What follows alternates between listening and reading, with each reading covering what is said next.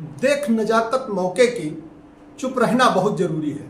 देख नजाकत मौके की चुप रहना बहुत जरूरी है। सही समय पर सही बात को कहना बहुत जरूरी है। हवा जिस तरफ चलती है, हवा जिस तरफ चलती है सब लोग उधर हो जाते हैं।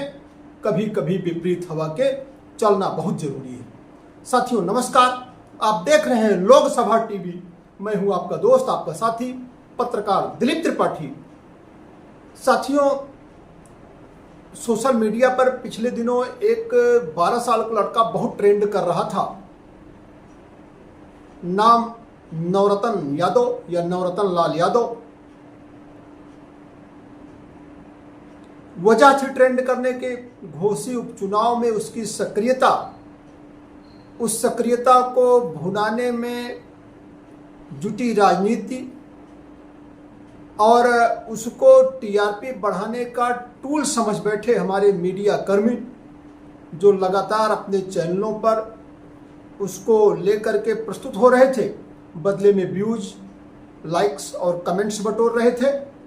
लेकिन इन सब के बीच में जो 9 सवाल लेकर के लोकसभा टीवी आपके बीच प्रस्तुत हुआ है, उस नवरत्न लाल यादव के बहाने ही सही, ये 9 सवाल राजनेताओं से है, राजनीति से है, समाज से है, मीडिया से है, हर उस व्यक्ति से है जो इस देश में खुद को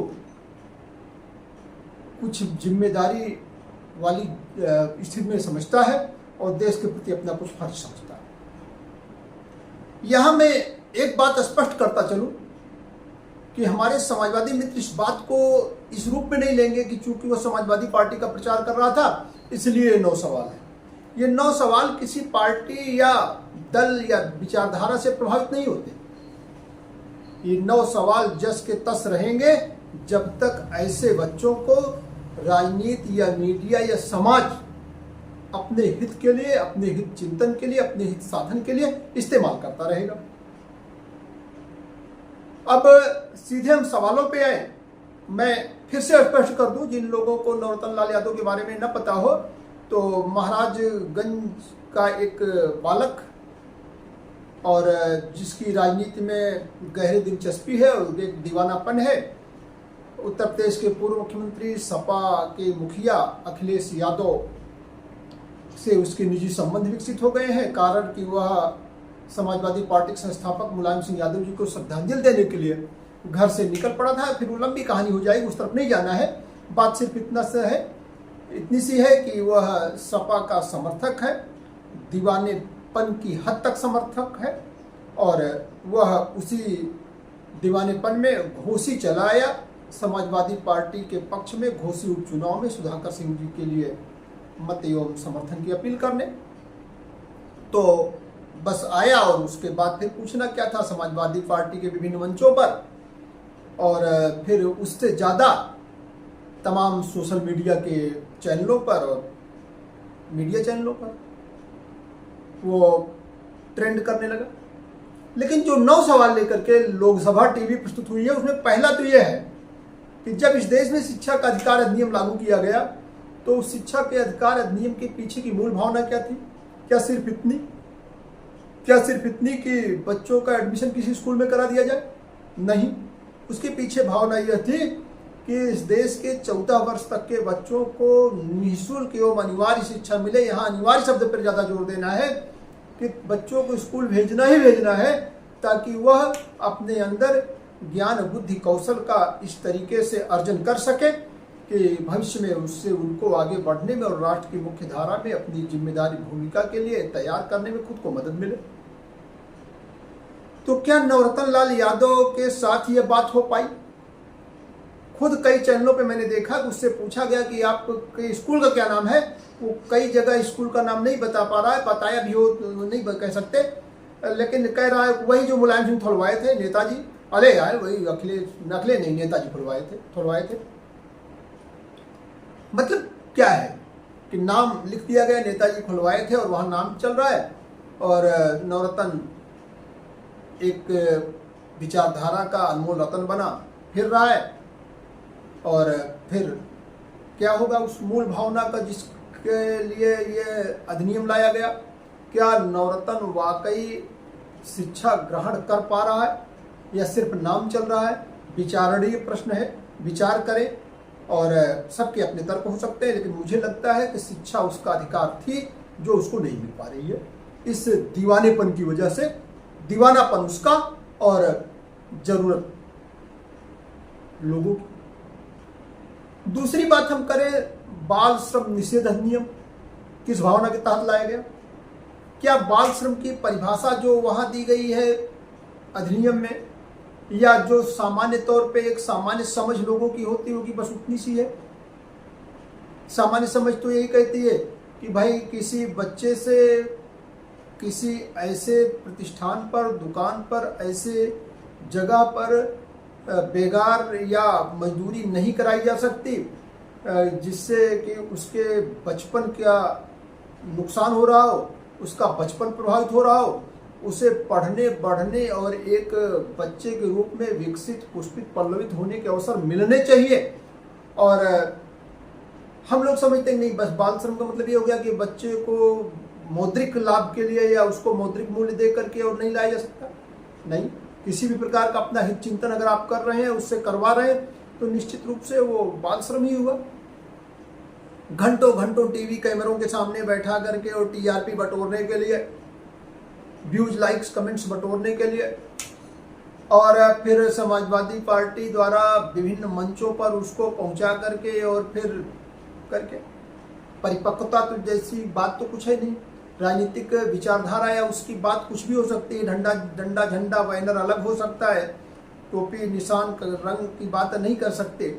लेकिन क्या है, पूरे उसमें चुनाव के दौर में अगर आप देखें तो यही उसका रहा कि विकास की बात होनी चाहिए, सम्मान दिए सबको, गरीब की लड़ाई होनी चाहिए, जो हक की लड़ाई लड़ेगा, आदि आदि। पता नहीं कि अब कुछ जुमलों से, कुछ मुहावरों से अपने आप को लैस करके और बड़ा नेता बना फिरा। लेकिन इसे तो राजनीति नहीं कहते, इसे ही राजनीतिक समझ नहीं कहते। अब यहाँ यह कहा जाएगा समझ धीरे धीरे विकसित हो जाएगी, अच्छी बात है, विकसित हो जाएगी, ईश्वर करे ऐसा हो जाए। लेकिन आज तो बच्चा ही है। और निश्चित रूप से अगर हम इसको आईपीसी सीआरपीसी की तरफ देखें, वहाँ से कुछ अगर हम बात उठाना चाहें तो यह बहलाने फुसलाने की श्रेणी में आएगा नवरत्न को, इससे ज़्यादा कुछ नहीं है। उसके वैचारिक प्रतिबद्धता को, उसके दीवानापन को इतना महत्व देकर के अपना हित साध लेना किसी के द्वारा भी, यह कम से कम आईपीसी सीआरपीसी की तरफ से तो अनुमन्य नहीं था। चलिए आगे बात कर लेते हैं। तीसरी बात हम करें जो नवरत्न के विषय में, कि वह कुपोषित लगता है। 12 वर्ष का वो एक कुपोषित बच्चा लगता है, चाहे उसकी देहयष्टि देख ले, उसकी फिजिक देख ले, चाहे उसके चेहरे की कांति देख ले, चाहे उसको जिस भी पैरामीटर पर आप देखना चाहें, वह एक स्वस्थ, सामान्य, सहज बच्चा नहीं लगता। तो क्या इस तरफ भी ध्यान गया? क्या इसकी भी कोई चर्चा हुई? क्या एक भी ऐसा कुछ उदाहरण मिला कि किसी ने संदर्भ में चर्चा की हो, उसके खान पान या उस पे के पहनावे, उस सब पे कोई बात हुई हो? हाँ, बाद के वीडियोज में देखने में आ रहा है कि उसके इक्का दुक्का कपड़े जो घर से लाया था, उसके अलावा भी कपड़े उसके शरीर पे दिखाई दिए। लेकिन बस अगर यह देखा जाए तो उसके शरीर पर पाए जाने वाले कपड़े और नेताओं, मीडिया कर्मियों के बच्चों के शरीर पे मिलने वाले कपड़ों की क्वालिटी का अंतर देख लें तो लोगों की प्रतिबद्धता समझ में आ जाएगी कि उस गरीब और दीवाने बच्चे के प्रति लोगों ने क्या सोच पाली। अगर हम आगे की बात करें तो बच्चा उच्चारण संबंधी दोष से ग्रस्त नजर आ रहा है, यानी कि उसमें तोतलापन दिख रहा है। हम चौथी बात कर रहे हैं आपसे। 9 सवाल में हमने पहला उठाया आपका शिक्षा का अधिकार अधिनियम, दूसरा बाल श्रम की बात कर ली, और तीसरा हमने बात किया कि उसके कुपोषण की। चौथी बात हम आपसे कर रहे हैं कि तोतलापन, लगातार उसका लाज भर पदला गए हैं, अहिल बाला बजी का लड़ाई करते हैं। क्या है? ठीक है, बच्चे के अंदर एक उच्चारण संबंधी दोष है, तो क्या इस दोष के निवारण की चर्चा कहीं से आई? किसी जिम्मेदार व्यक्ति ने इसकी बात कही? मुझे तो नहीं लगता। चुनाव संपन्न हो गए हैं, नाच गाना चल रहा था, तो एक मीडिया कैमरों में नाचते गाते झूमते दिखाई दिया, फिर अपने घर जाएगा और फिर उसी व्यवस्था में, अपने बाप दादा की व्यवस्था में आगे बढ़ेगा। या हो सकता है कि राजनीतिक भिक्षावृत्ति या अनुदान ही एक सहारा बन जाए।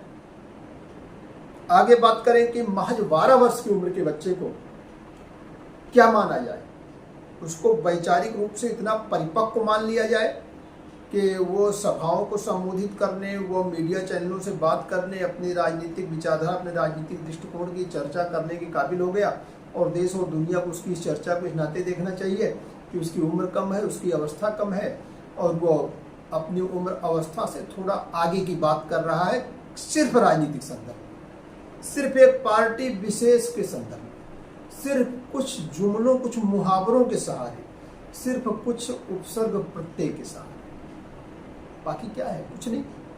तो क्या अगर वो परिपक्वता कही जाए तो ऐसी परिपक्वता घोषी उपचुनाव के दौरान सिर्फ उसी में नजर आई जितना टाइम उसको दिया गया, जितना सब किया गया। कहीं कहीं उसके भावनात्मक शोषण था, उसके दीवानापन को भुनाने की कोशिश थी। आगे की बात करें, अगर हम कुछ देर के लिए उन लोगों की बात से सहमत हो जाएं जो मेरी पिछली बात को काटना चाहते हो, उसमें क्या है कि अगर वैचारिक रूप से परिपक्व मान ले रहे हैं आप, मान नहीं, वैचारिक परिपक्वता है, देश के लगभग मतदाताओं से, आम मतदाताओं से अच्छी स्थिति में है वो सोच विचार के लेवल पर, तो फिर मतदान का अधिकार तो नहीं देंगे ना। वह उसकी परिपक्वता को आप किसी स्तर पे, अन्य स्तर पे वैधानिक रूप से मान्यता नहीं दिला सकते। फिर अब जो चीज वैधानिक रूप से सही नहीं है वो सामाजिक रूप से सही कैसे, मतलब शोषण ही हुआ ना। और अगर 1 मिनट के लिए कहा जाए कि वो दे सकता है, कर सकता है, तो ऐसी अपनी तमाम फील्ड में अच्छा कुछ करने वाले बच्चों को मान्यता दे दी जाएगी, वोटर बना दिया जाएगा। कई बार तो बात उठती है कि 18 वर्ष की उम्र भी परिपक्व नहीं है चुनाव में मतदाता बनने के लिए, चूंकि उस समय भी जो स्थिति होती है वैचारिक, वो बहुत परिपक्व स्थिति नहीं होती। अगर हम बात करें कि आगे क्या होगा, नवरत्न का आगे क्या होगा, ये जो बाल सुलभ आकर्षण है, जो एक बच्चे के द्वारा कुछ राजनीतिक बातें बोली जा रही, कुछ मुहावरे गढ़े जा रहे, कुछ चर्चाएं की जानी, ये आकर्षण है, ये आकर्षण तो समय के साथ समाप्त हो जाएगा। हमेशा तो बच्चा रहेगा नहीं, हो ही नहीं सकता कि वो हमेशा बच्चा रहे। जब ये आकर्षण समाप्त हो जाएगा, देह यष्टि यही रहेगी, सोच विचार का स्तर यही रहेगा, पढ़ाई लिखाई उस अनुकूल नहीं रहेगी, और उम्र अवस्था दूसरी हो जाएगी, भगवान न करे तोतलापन कायम रहे, फिर क्या होगा, फिर कौन पूछेगा।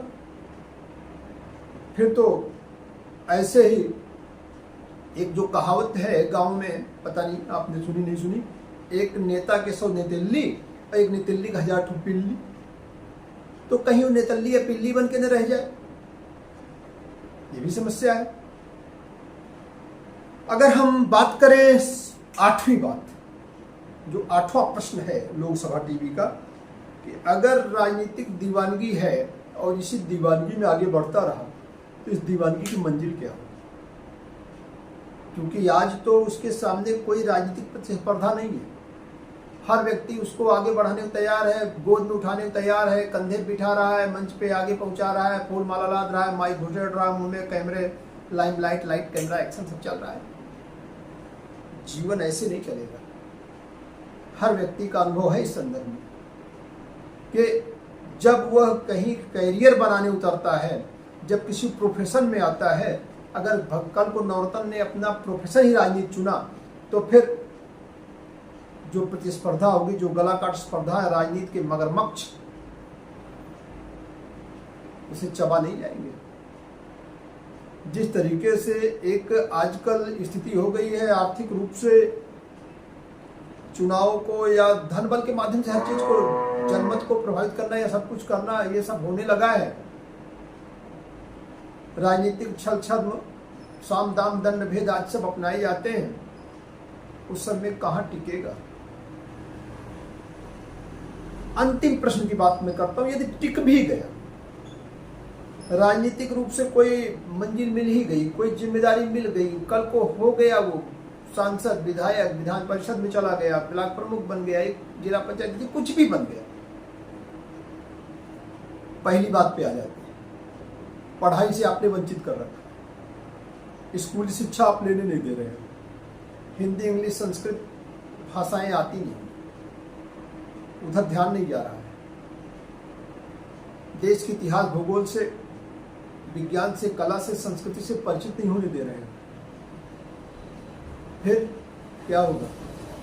एक ऐसा व्यक्ति जो राजनीतिक रूप से तो सफल हो जाएगा, लेकिन बौद्धिक वैचारिक रूप में देश के नौकरशाहों के सामने नतमस्तक होना मजबूरी बन जाएगी।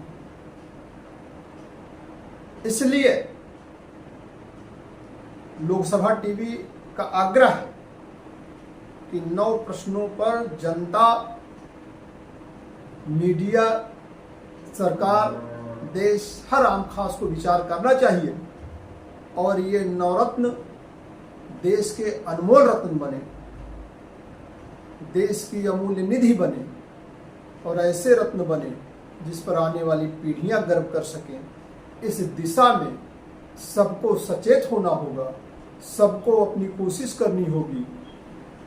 इसी आग्रह के साथ सबको सादर जय हिंद, जय भारत। यदि चर्चा सार्थक लगी हो तो प्लीज़ चैनल को लाइक कर दें, अपने कमेंट से हमें अपनी राय से अवगत कराएं, साथ ही बेल आइकन को भी प्रेस कर लें। बहुत बहुत